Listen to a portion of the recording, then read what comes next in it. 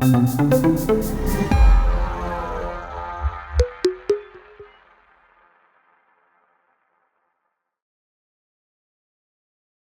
guys, this first video is basically a review of using the molar mass and Avogadro's number and stuff. So I think it'll be helpful for this unit to get a good review of it before we get really started. So when we calculate the molar mass, what we're basically doing is we're using all the atomic masses off the periodic table. And the atomic mass is the mass in grams per mole of one of those atoms. All right, so if we were looking at hydrogen, right, hydrogen is 1 gram, and that would be for an entire mole of hydrogen atoms. All right, so here we're going to be finding the molar mass of a compound, and with these compounds, you're just going to take the atomic mass off the periodic table and multiply it by the number of atoms that you have of that compound. So this is a good opportunity for me to remind you of the diatomic elements. There are 7 of them. The first one is nitrogen, and then there's oxygen, fluorine, chlorine, bromine, and iodine. And then of course there's hydrogen. So these are the 7 elements. They start at number 7 on the periodic table. They make the shape of a number 7, and there's 7 of them including hydrogen. So you need to realize that if you see like hydrogen gas or nitrogen or oxygen, that it is always going to be 2 of them. That is not in a compound. When it's by itself, it's 2 of them. All right, so right here where it says bromine gas, they're referring to bromine, Br2. All right, so if we're going to find the molar mass of bromine gas, we have to look at bromine, the atom's atomic mass, and it's 79.90. And I'm getting that mass from the periodic table that was given to you. It's the one that's for AP Chemistry from College Board. All right, and so we've got 2 of them, so this is going to be multiplied by 2, and so that is going to be 159.8 grams per mole, and that's per mole of bromine. So 1 mole of bromine has a mass of 159.8 grams. All right, and then we have the molar mass of aluminum sulfate next, and so we need the atomic mass for all of these: aluminum, sulfur, and oxygen. Aluminum is 26.98, sulfur is 32.06, and oxygen is 16. And we've got 2 aluminums because of that 2. And we have 3 sulfurs, and we have 12 oxygen. Sometimes that, for beginners, that sulfate is hard to see, but if you have 3 sulfates, which is what the formula tells us, that means you have 4, 8, 12 oxygen, right? So you're basically just distributing that 3 across the parentheses like you do in math. Multiply this all out.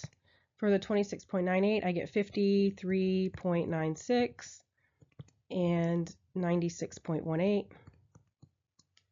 and 192,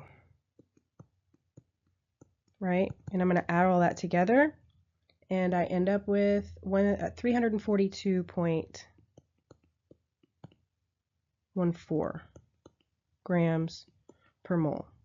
And so what I need you to realize when you see this, that's the exact same thing as writing this. Okay, so we have 342.14 grams per every single 1 mole of aluminum sulfate. Right? We can write it like that, or we can write it like this: 1 mole of aluminum sulfate is 342.14 grams. It's the same thing. Okay, we're just inverting it. So we can use this as a conversion factor, which we're going to do. All right, so the molar mass is the mass of 1 mole of a compound. It's not the mass of 2, it's not the mass of 3, it's the mass of 1. So if we had 2 moles of a compound, what would that do to the molar mass? Well, for every 2 moles, we would have twice as much mass because you've doubled the amount of matter.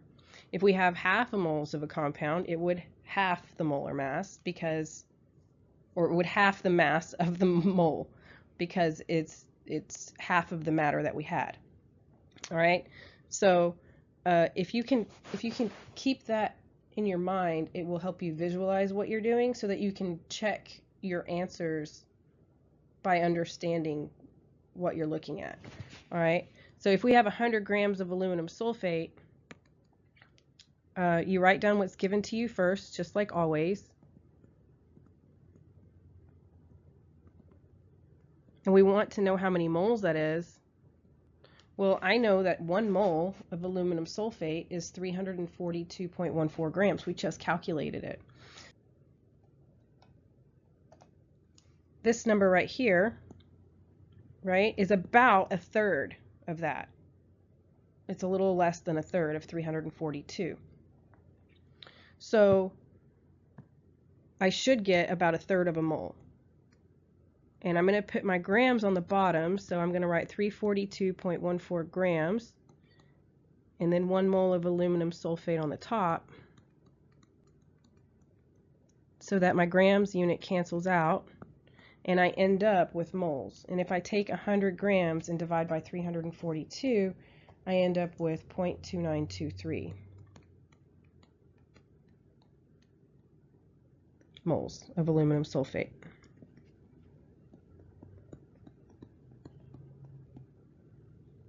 All right, and it's got 4 significant figures here because this has 4 significant figures in it. All right, number 3, if we have 0.324 moles of bromine, so I have 0.324 moles of bromine, I want to know how many grams that is. Well, I know from the calculations that we did earlier that 1 mole of bromine, and this time I'm going to put moles on the bottom so that it cancels out with moles on the top, is 159.8 grams. So moles of bromine is going to cancel out, and I will end up with 51.8 grams of bromine.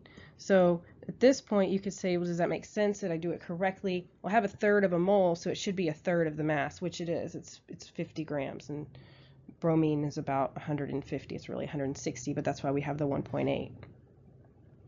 All right. So let's do a little bit extra. If we have 15.2 grams of aluminum sulfate, how many moles of sulfate do we have? So this time, instead of just moles of aluminum sulfate, we want moles of sulfate. So I'm going to start off the same way we did before, 15.2 grams of aluminum sulfate, but this time, after I find moles of aluminum sulfate, I need to figure out how to get to sulfate. So we said that this was 342.14 grams per mole of aluminum sulfate. Then for every single mole of this,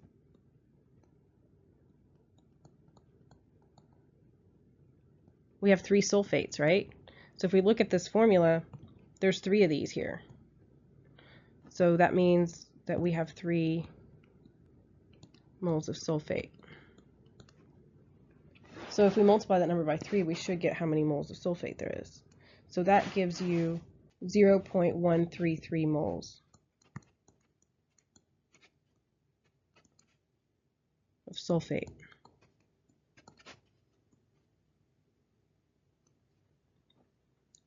Okay, so we have 38.27 grams of aluminum sulfate.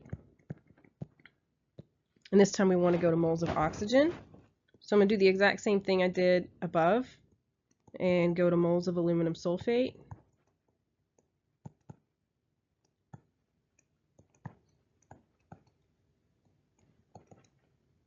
And then for every single mole of aluminum sulfate, how many moles of oxygen are there? Right, there's 12. All right, that felt Dora Explorer-ish, but whatever. So that gives you 1.342 moles of oxygen. And again, there's 4 significant figures, so I put 4 significant figures in my answers. All right, so So we have to go over Avogadro's number one more time, just really quick. All right, so a mole of something is equal to 6.02 times 10 to the 23rd things. It's the same idea as a dozen. So if you have 1 dozen of something, 1 dozen of something, doesn't matter what it is, that means that you've got 12 of those things. Okay, so you have to remember that if you say you have a mole of bromine, Br2, then that means you have 6.02 times 10 to the 23rd Br2s, not Brs. All right. So if we're going to look at this problem, 25 grams of bromine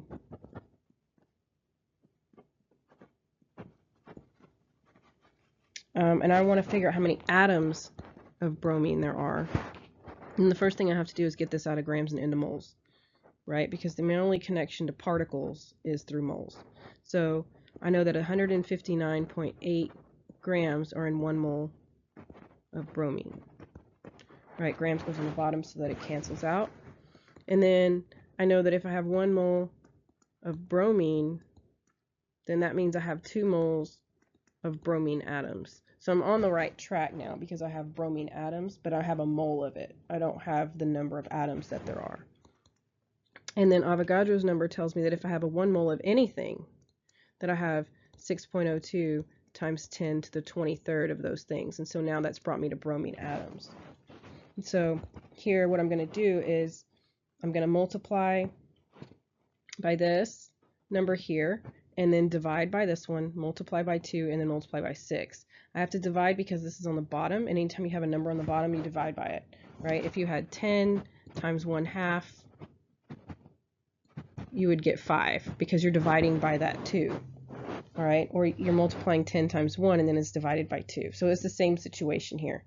All right, so it's 25 divided by 159.8 times 2 times 6.02 times 10 to the 23rd, and I get 1.884 times 10 to the 23rd.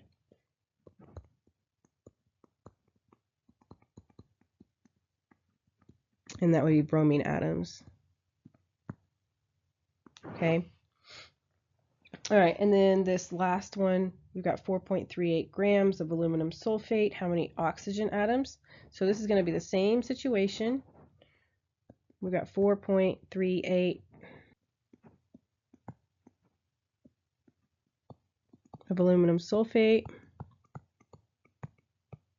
and that molar mass is 342.14 grams per mole.